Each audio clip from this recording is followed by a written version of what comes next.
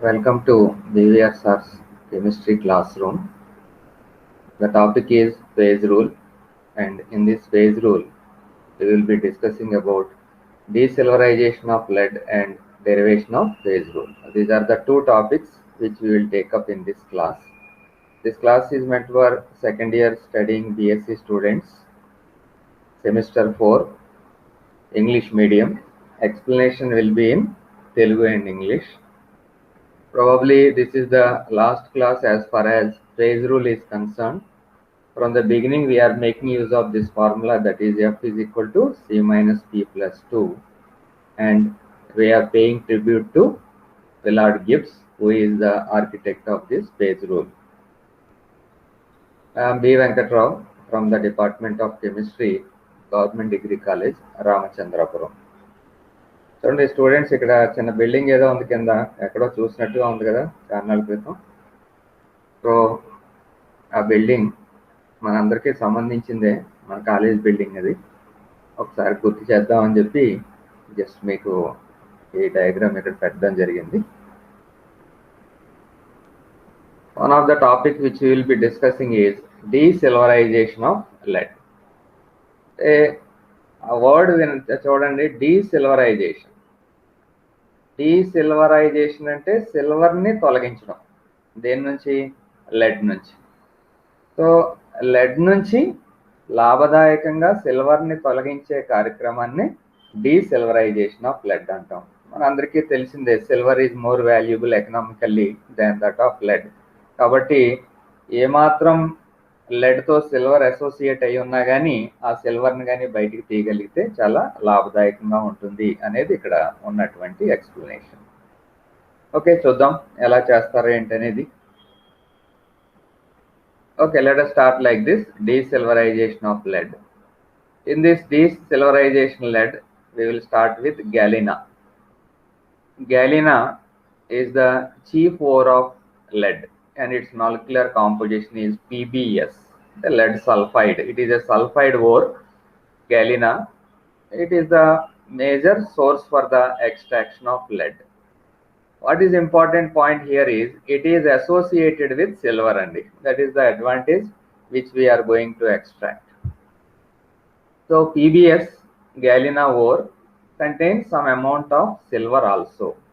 ఆ సిల్వర్ని మనం ఎక్స్ట్రాక్ట్ చేయడం అనేది ఈ క్లాస్లో discussion. So some amount of silver is associated with PbS, కాబట్టి దాన్ని మనం ఆర్జెంటిఫెరస్ లెడ్ అని చెప్పి పిలుస్తాం అనమాట. If you want you can note that point.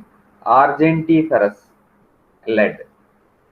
Okay, during the extraction of lead from galena, a very small amount of silver, say less than 0.1%, remains associated with lead because silver is soluble in lead to some extent. While studying silver lead system, we came to the information that to some extent silver is soluble in lead and lead is soluble in silver. దాని గురించి already మనం డీటెయిల్డ్గా చెప్పాం. ఆ principal ఆధారంగా చేసుకుని ఏం జరుగుతుంది అంటే, galena which is the chief ore of lead contains about 0.1% of silver. 0.1% సిల్వర్ని గ్యాలినా నుంచి ఎక్స్ట్రాక్ట్ చేయడం డైరెక్ట్గా అంత లాభదాయకమైనటువంటి విషయం కాదు. కాబట్టి here in this class we will make use of Pattinson's process. చాలా ఆ మెటలర్జీలో ఆ ప్రిన్సిపల్స్ ఎలా యూజ్ చేస్తారని చెప్పి మీరు కాన్సన్ట్రేటెడ్గా అర్థం చేసుకున్నారంటే అసలు what is the beauty of this phase rule అనేది అర్థం అవుతుంది అనమాట. సో ఎంత ఉందండి? 0.1% సిల్వర్ ఉంటుంది. దాన్ని ఎక్స్ట్రాక్ట్ చేయడం ఏమాత్రం లాభదాయకంగా ఉండదు. కాబట్టి ఏం చేస్తామంటే లెడ్లో సిల్వర్ శాతం పెరిగేటట్టు చేసి ఆ తర్వాత దాని నుంచి సిల్వర్ని ఎక్స్ట్రాక్ట్ చేస్తాం. So that process is called as Pattinson's process. అది ఎలా చేస్తారనేది బ్రీఫ్గా చెప్తాను చూడండి. The process of removing these traces of silver from argentiferous lead is known as desilverization of lead. So అది మెయిన్. ఒకసారి మళ్ళీ చదువుతున్నాను చూడండి. The process of removing traces of silver from argentiferous lead is known as desilverization of lead. ఎలా చేస్తారు అనేది కానీ అర్థమైందంటే ఎంత ఈ ఫిజికల్ కెమిస్ట్రీ కాన్సెప్ట్స్ ఎంత ఎకనామికల్గా ఉపయోగించుకుంటున్నారా అని చెప్పి ఆశ్చర్యం వేస్తున్నాను. ఈ పాయింట్కి నేను వస్తాను. దానికంటే ముందు ఈ సిల్వర్ లెడ్ సిస్టమ్ గ్రాఫ్ ఒకసారి మళ్ళీ గుర్తు తెచ్చుకోండి. మీ దగ్గర ఉంటే ఒకసారి చూడండి, లేకపోయినా ఈ ఒక్క గ్రాఫే కాబట్టి జస్ట్ నేను దీన్ని ఎక్స్ప్లెయిన్ చేస్తాను, కేర్ఫుల్గా అర్థం చేసుకోండి.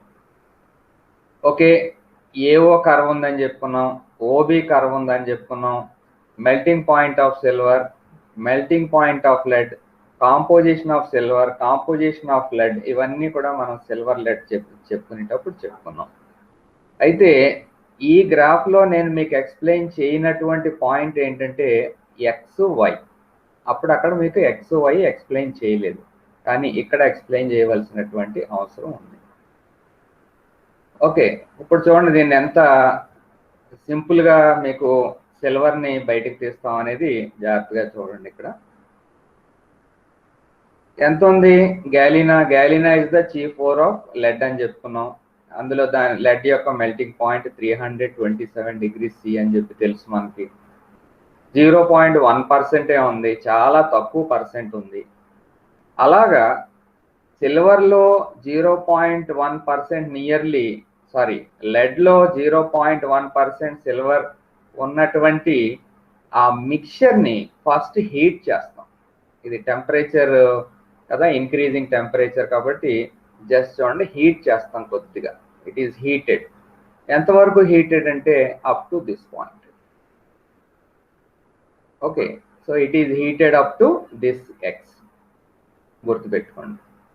హీట్ చేసినప్పుడు ఏమవుతుంది? మెల్ట్ అయిపోతుంది. ఓకే, లెడ్ మెల్ట్ అవుతుంది, ఎందుకంటే above the melting point of lead కాబట్టి లెడ్ మెల్ట్ అవుతుంది.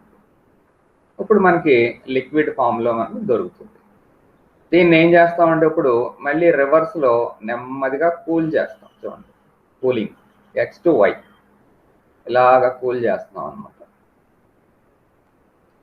ఓకే, కూల్ చేస్తూ ఉంటే ఇక్కడ ఓబి కర్వ్ టచ్ చేసిన వెంటనే, అంటే పాయింట్ వై అనమాట, ఈ ఓబి కర్వ్ టచ్ చేసిన వెంటనే ఏం జరుగుతుందంటే లెడ్ స్టార్ట్స్ సొలిడిఫైయింగ్. లిక్విడ్ స్టేట్లో ఉన్నది మళ్ళీ లెడ్ ఏమవుద్ది? సాలిడ్గా కన్వర్ట్ అవుతుంది. ఓకే, సాలిడ్గా లెడ్ కన్వర్ట్ అయింది. ఎక్కడ? ఈ వై పాయింట్ దగ్గర కన్వర్ట్ అయింది. కాబట్టి ఏం చేస్తారంటే ఆ సాలిడ్ లెడ్ని నెమ్మదిగా బయటికి తీసేస్తూ ఉంటారు. ఎంత సాలిడ్ లెడ్ వస్తూ ఉంటే అంత తీసేస్తూ ఉంటారు అన్నమాట. బయటికి ఏమొస్తుంది? ఇప్పుడు ఓన్లీ లెడ్ వస్తుంది. సిల్వర్ అందులో ఎంత ఉంది? ఒరిజినల్గా 0.1 ఉంది. ఇప్పుడు ఈ లెడ్ని కంటిన్యూస్గా బయటికి తీసేస్తూ ఉంటే what happens to the composition of silver? Just సింపుల్గా మనం కామన్ సెన్స్తో ఊహించి చెప్పొచ్చు, silver concentration will be gradually increasing. అంతేనండి, సిల్వర్ కాన్సన్ట్రేషన్ అనేది ఇంక్రీజ్ అవుతూ ఉంటుంది. మనం ఏం చేస్తున్నాం? కూల్ చేస్తున్నాం. కూల్ చేస్తుంటే along this OB curve cool చేస్తూ ఉంటే ఏమవుతుంది? నెమ్మదిగా ఇంకా లెడ్ ఏమో సొలిడిఫై అవుతుంది. దాన్ని మనం గరాటు లేదా గరిటెలతో సపరేట్ చేసేస్తూ ఉంటారు. ఇంకా కూల్ చేస్తున్నాం, ఇంకా లెడ్ వస్తుంది, సపరేట్ చేసేస్తూ ఉంటారు. అలా ఎంతవరకు అంటే పాయింట్ ఓ వరకు ఇది జరుగుతుంది. That is the eutectic point. Eutectic point దగ్గర ఇంకా పెద్ద డిఫరెన్స్ ఏముండదు, మొత్తం అంతా కూడా స్టేబుల్ అయిపోద్ది అని చెప్పి మనకు తెలుసు. ఈ యూటెక్టిక్ పాయింట్ దగ్గరికి రీచ్ అయ్యేటప్పటికి సిల్వర్ ఎంత అయిపోయిందండి? ఇప్పుడు 2.4% అయిపోయింది. చూడండి, ఒరిజినల్గా ఎంత ఉంది? 0.1% ఉన్న సిల్వర్ లెడ్లో 2.4%కి కాంపోజిషన్ ఇంక్రీజ్ అయింది. సో ఇప్పుడు కాంపోజిషన్ గణనీయంగా ఇంక్రీజ్ అయింది కాబట్టి ఇప్పుడు ఎకనామికల్గా గ్యాలినా అంటే లెడ్ యొక్క ఓర్లోంచి సిల్వర్ని ఎకనామికల్గా సపరేట్ చేయడానికి అవకాశం ఉంటుంది. 0.1కి 2.4కి చాలా ఎంత 24 టైమ్స్ డిఫరెన్స్, 24 టైమ్స్ డిఫరెన్స్ కదండి.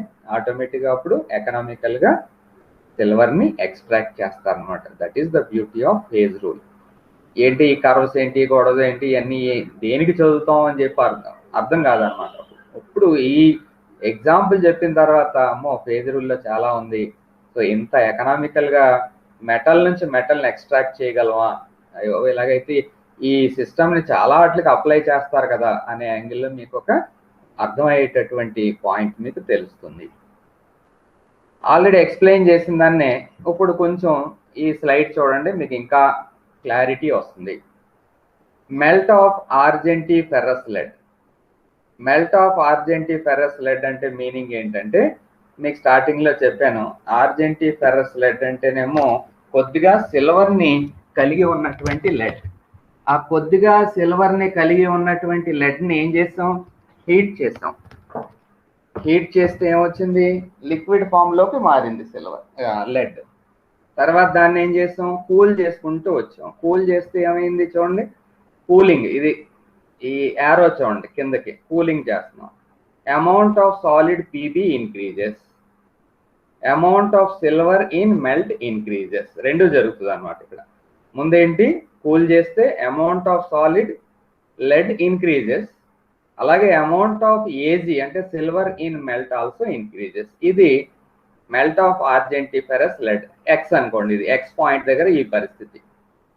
కూల్ చేస్తారు, కూల్ చేస్తే సాలిడ్ లెడ్ ఇదిగో కిందకి వచ్చేసింది, దీన్ని సపరేట్ చేస్తారు. ఇంకా కూల్ చేసాం, సాలిడ్ లెడ్ పెరిగింది చూడండి. ఇక్కడ మామూలుగా చూస్తే అన్నీ ఒకేలా కనపడుతుంది, కానీ ఇక్కడేమో సాలిడ్ లెడ్ తక్కువ ఉంది, ఇక్కడ సాలిడ్ లెడ్ కొంచెం ఎక్కువ ఉంది. ఇంకా కూల్ చేస్తున్నాం చూడండి, ఏమైంది అప్పుడు, సాలిడ్ లెడ్ ఏమో ఎప్పటికప్పుడు తీసేస్తాం. అలా తీసేయగా చివరికి ఎలాయ్ కంటైనింగ్ 97.6% ఏమో లెడ్, 2.4% ఏమో సిల్వర్ ఉంటుంది అన్నమాట. సో ఆ రకంగా మనం దీన్ని స్టడీ చేయాల్సి ఉంటుంది. సో ఇప్పుడు కొంచెం క్లారిటీ వచ్చిందని చెప్పి అనుకుంటున్నాను. ఏమైనా డౌట్ ఉన్నా కానీ మీరు అడిగి తిరిగండి. Okay, so desilverization of lead చెప్పడానికి ట్రై చేస్తున్నాను. So what is desilverization of lead? Galena, that is PBS, it is an important ore of lead associated with silver. During the extraction of lead from galena, a very small amount of silver, that is less than 0.1%, remains associated with lead because silver is soluble in lead to some extent. It is known as argentiferous lead. The process of removing these traces of silver from argentiferous lead is known as desilverization of lead. ఇది introduction point కింద రాసేస్తారు.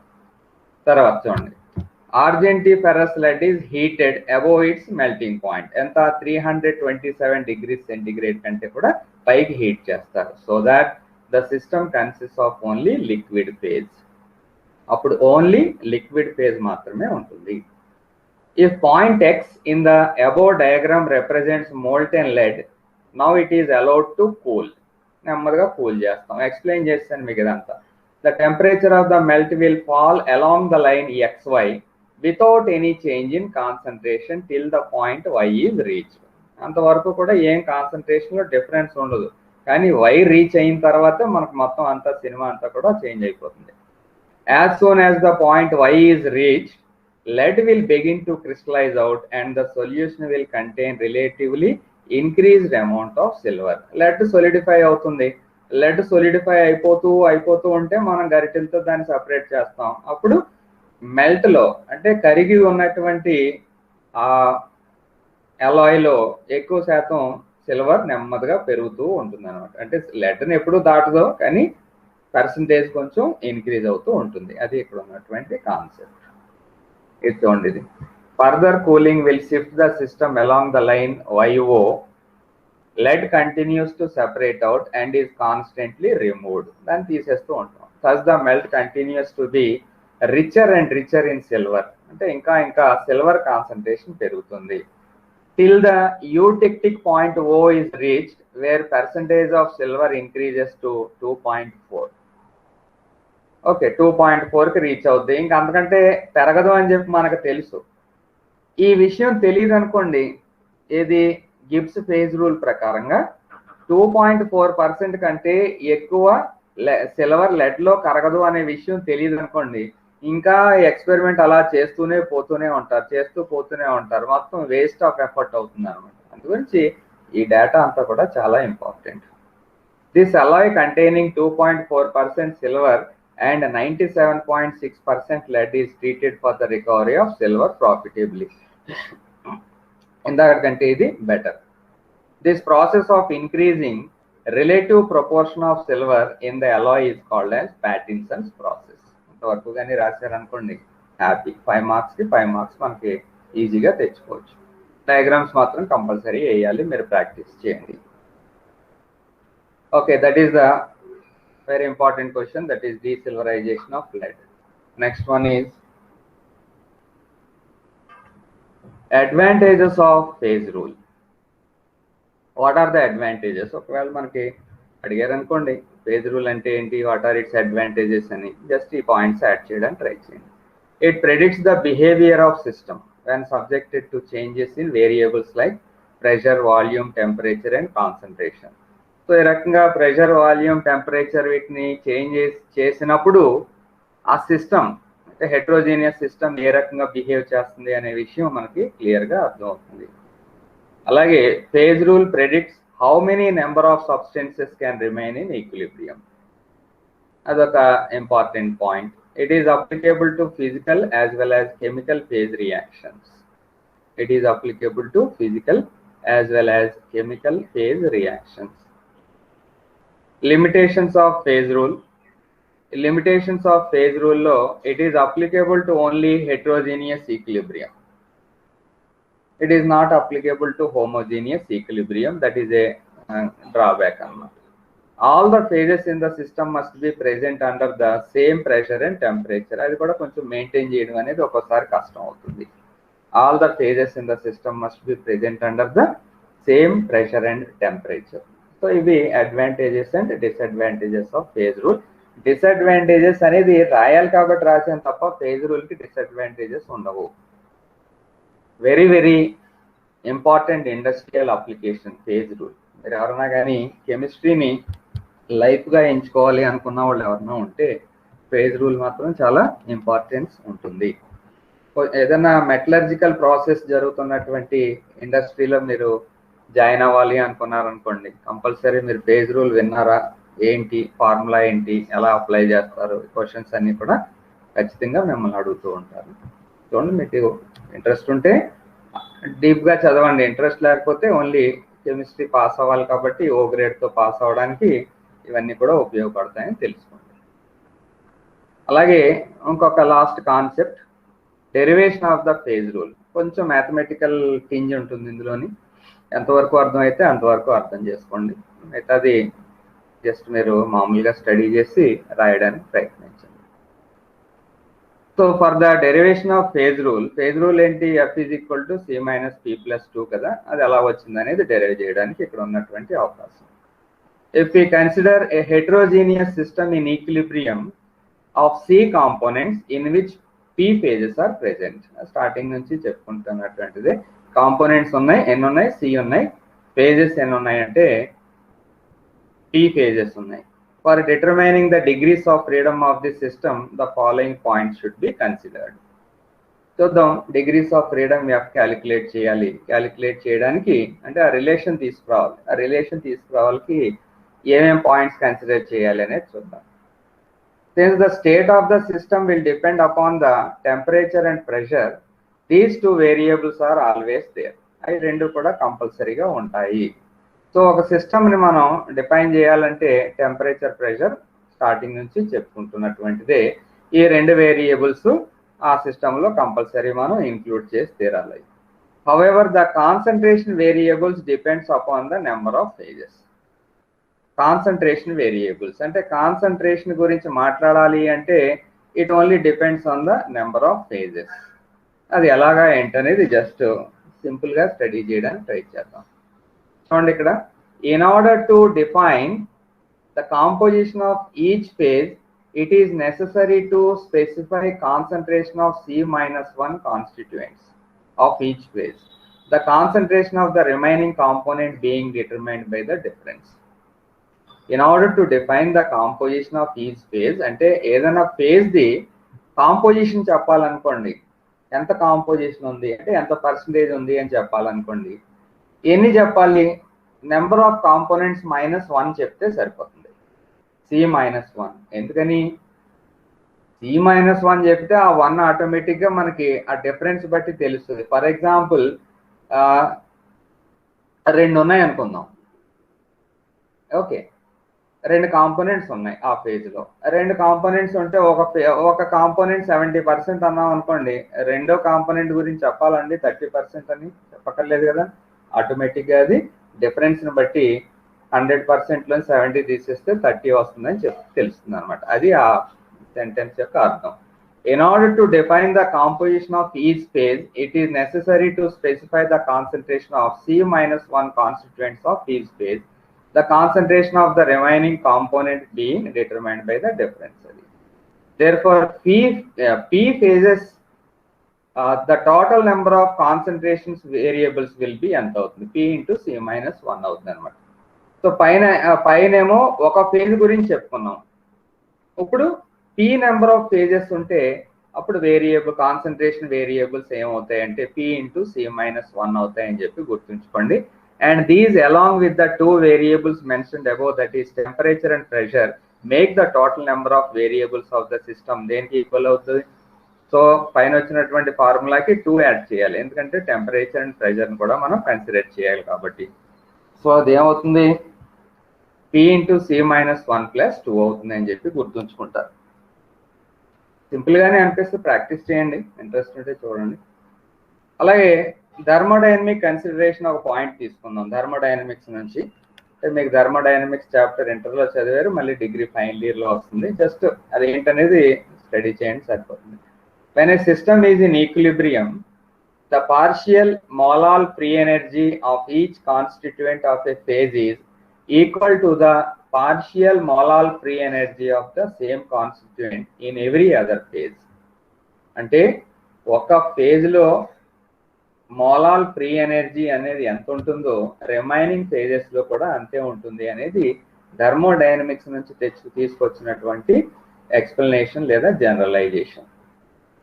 Since the partial molal free energy of the constituents of a phase is a function of the temperature and pressure, అది దేనికి సంబంధించింది అంటే temperature and pressure సంబంధించింది కాబట్టి అది C-1 concentration variables అవుతుంది.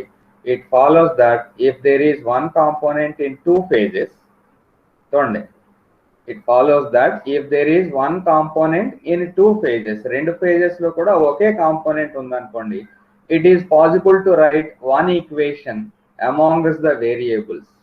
అలా కాకుండా if there is one component in 3 phases, this fact may be written with the help of 2 equations.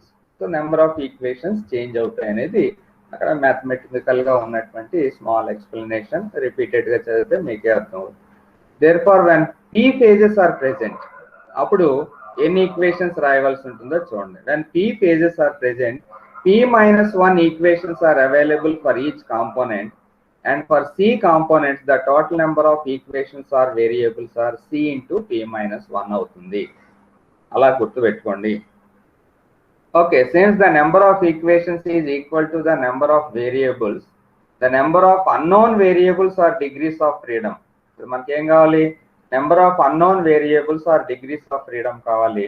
So F is equal to number of variables minus number of equations అవుతుంది. So that is equal to P into C-1 plus 2 minus C into P-1 అనే formula తీసుకురావాల్సి వస్తుంది, ముందు స్లైడ్లో చెప్పుకున్నటువంటివి. So that will be equal to PC minus P plus 2 minus PC plus C. So that is equal to C minus P plus 2. దాన్ని solve చేస్తే ఫైనల్గా F is equal to C minus P plus 2 అనే formula వచ్చింది, generate అయింది. ఇది ఇప్పుడు మీకు చెప్పిందంతా కూడా బాగా షార్ట్ కట్లో చెప్పాను, ఎందుకంటే అడగడం తక్కువగా అడుగుతున్నారు, అడిగినా కానీ 5 మార్క్స్ అడుగుతారు. అందు గురించి ఏంటంటే అంత మ్యాథమెటికల్ డెరివేషన్స్ అన్ని చేసే కంటే ఇలా సింపుల్గా ఉంటే మీకు సరిపోతుంది అని చెప్పి ఇలాగా ఈ 2-3 స్లైడ్స్లో మీకు ఎక్స్ప్లెయిన్ చేయడానికి ట్రై చేశాను. ఒక 2 సార్లు చదవండి, చదివిన తర్వాత అప్పుడు దాన్ని అవసరమైతే మళ్ళీ డిస్కస్ చేద్దాం. F is equal to C minus P plus 2. So this is the explanation regarding the entire topic, that is phase rule. నా టైం ఉంది కాబట్టి మనం డీటెయిల్గా చెప్పుకున్నాం. సో ఈవేళ మనం చెప్పుకున్నటువంటి టాపిక్స్ ఏమేమి చెప్పుకున్నామో చూడండి.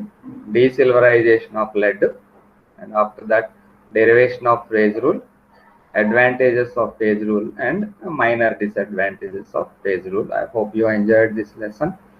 Okay, once again, thank you very much.